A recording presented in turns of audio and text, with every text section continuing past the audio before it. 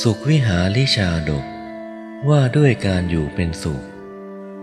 พระไตรปิฎกอรรถกถาเอกนิบาตชาดกอปันนกวรรคพระศาสดาเมื่อทรงอาศัยอนุปิยนครประทับอยู่ในอนุปิยอัมพวัน ทรงปรารภพระภัตติยเถระผู้มีปกติอยู่เป็นสุขจึงตรัสพระธรรมเทศนานี้มีคำเริ่มต้นว่ายัญจะอเนนะละขันติดังนี้พระภัตติยเถระผู้มีปกติอยู่เป็นสุขมีพระอุบาลีเป็นที่7บวชในสมาคมกษัตริย์6พระองค์บรรดาพระเถระเหล่านั้น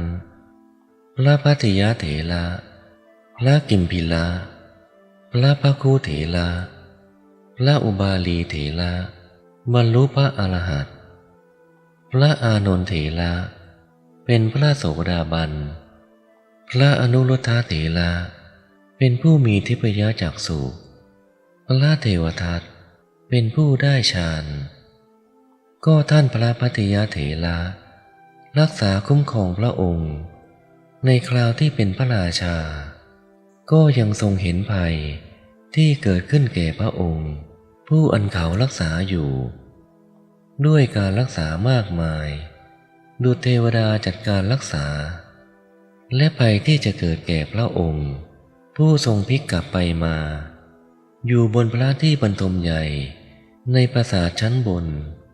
บัดนี้บรรลุพระอรหันต์แล้วแม้จะอยู่ในที่ใดที่หนึ่งมีป่าเป็นต้น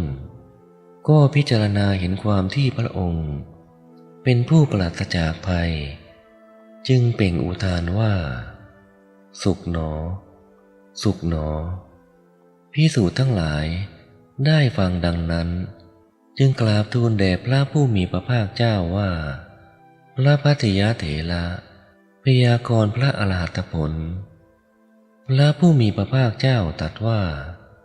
ดูก่อนภิกษุทั้งหลายภัตติยะมีปกติอยู่เป็นสุขในบัดนี้เท่านั้นหามิได้แม้ในการก่อนก็มีปกติอยู่เป็นสุขเหมือนกันภิกษุทั้งหลาย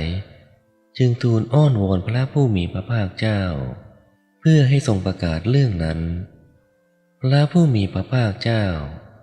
จึงได้ทรงกระทำเหตุอันระหว่างภพปกปิดไว้ให้ปรากฏดังต่อไปนี้ในอดีตการเมื่อพระเจ้าพรหมทัตครองราชสมบัติอยู่ในนครพาราณสีพระโพธิสัตว์เป็นพราหมณ์มหาศาลผู้เกิดในตระกูลสูงเห็นโทษในกามทั้งหลาย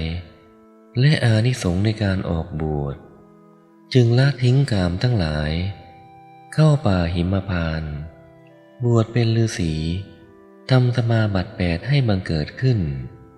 แม้บริวารของพระโพธิสัตว์นั้นได้เป็นบริวารใหญ่มีดาบทอยู่500 ลูกในฤดูฝนพระโพธิสัตว์นั้นออกจากป่าหิมพานต์แวดล้อมด้วยหมู่ดาบทเที่ยวจาริกไปในคามและนิคมเป็นต้นบรรลุถึงเมืองพาราณสี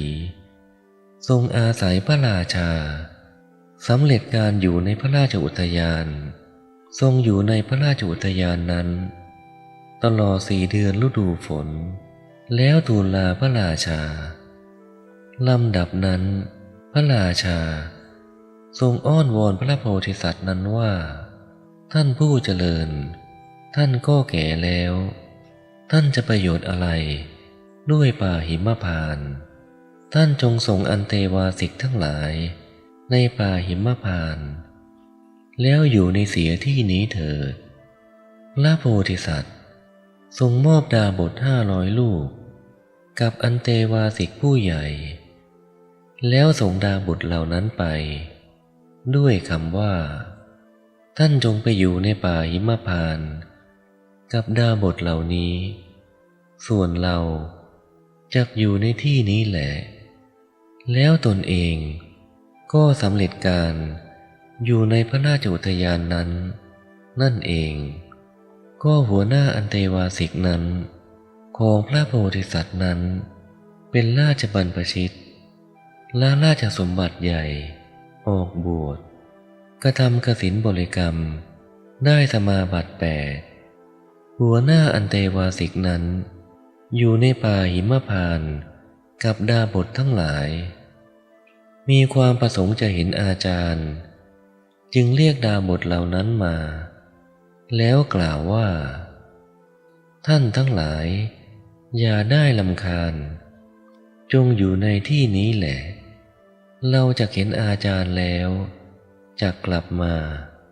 แล้วไปยังสำนักของอาจารย์ไหว้แล้วกระทำปฏิสันถานปูล่าเสื่อลำแพนผืนหนึ่งนอนอยู่ในสำนักของอาจารย์นั่นเองก็สมัยนั้นพระราชาทรงพระดำริว่าจักเยี่ยมพระดาบทจึงเสด็จไปยังพระราชอุทยานไหว้แล้วนั่งณสวนข้างหนึ่งดาบทผู้เป็นอันเตวาสิกแม้เห็นพระราชาก็ไม่ลุกขึ้นแต่นอนอยู่อย่างนั้นแลเปล่งอุทานว่าสุขหนอสุขหนอก็พระราชาทรงน้อยพระทัยว่าดาบทนี้แม้เห็นเราก็ไม่ลุกขึ้นจึงตรัสกับพระโพธิสัตว์ว่าท่านผู้เจริญดาบทนี้คงจักฉันตามต้องการจึงสำเร็จการนอนอย่างสบายทีเดียวเปล่งอุทานอยู่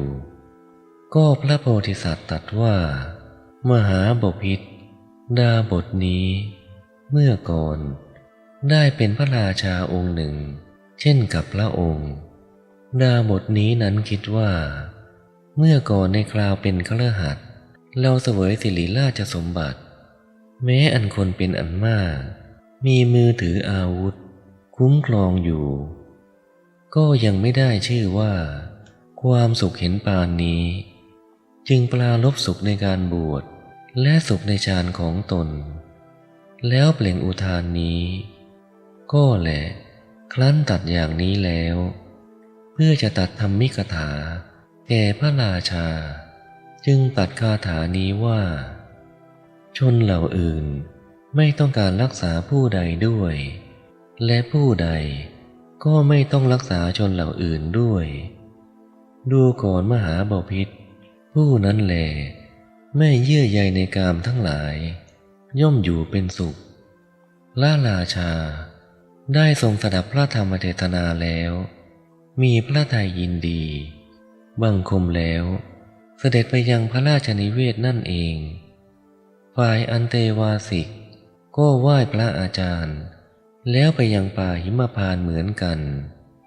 ฝ่ายพระโพธิสัตว์อยู่ในที่นั้นนั่นแหละมีฌานไม่เสื่อมกระทำกาละแล้ว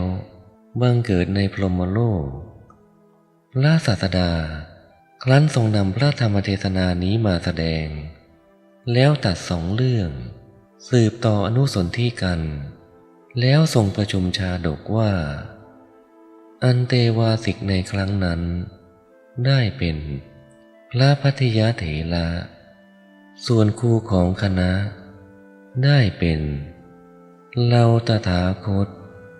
นั่นแล